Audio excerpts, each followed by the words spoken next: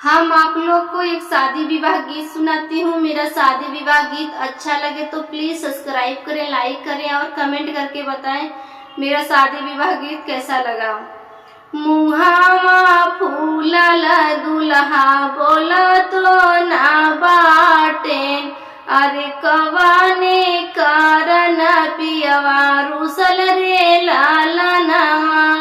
मुहावा फूलल दुल्हा बोला तो ना बाटे, अरे कवाने कारण पियवा रुसल रे लालनवा।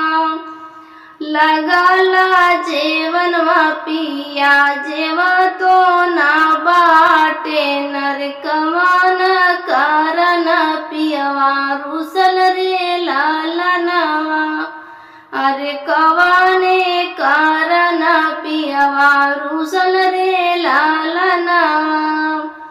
लगाला जेवनवा पिया जेवा तो ना बाटे, मनावा में कवन दुखा बाटे रे लालनवा। अरे मनावा में कवन दुखा बाटे रे लालनवा। मुहावा फूलल दुल्हा बोला तो ना बाटे, अरे कवन कारण पियवा रुसल रे लालनवा। अरे कवन कारण पियवा रुसल रे लालनवा। भरा लागिल पिया पिया तो ना बाटे, अरे मनावा में कवन गुस्सा बाटे रे लालनवा। अरे मनावा में कवन गुस्सा बाटे रे लालनवा।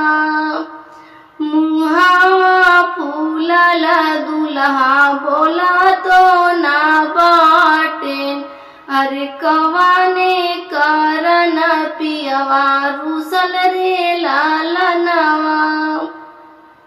मुहावा फूलल दुल्हा बोला तो ना बाटे, अरे कवाने कारण दुल्हा रुसल रे लालनवा। लगाला बीरवा पिया कुचा तो ना बाटे, अरे मनावा में कवन बिरहा बाटे रे लालनवा। अरे मनावा में कवन बिरहा बाटे रे लालनवा।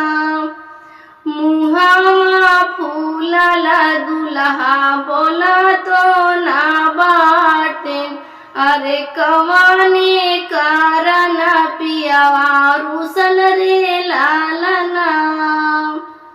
लगाला से जरिया पियवा सुता तो ना बाटे, मनावा में के कर चिंता बाटे रे लालनवा। लगाला से जरिया पिया सुता तो ना बाटे, मनावा में के कर चिंता बाटे रे लालनवा। मुहावा फूलल दुल्हा बोला तो ना बाटे, अरे कवाने कारण पिया रुसल रे लालनवा। अरे कवाने कारण पियवा रुसल रे लालनवा। मेरा गीत अच्छा लगा होगा तो प्लीज सब्सक्राइब करें, लाइक करें और कमेंट करके बताएं कैसा लगा।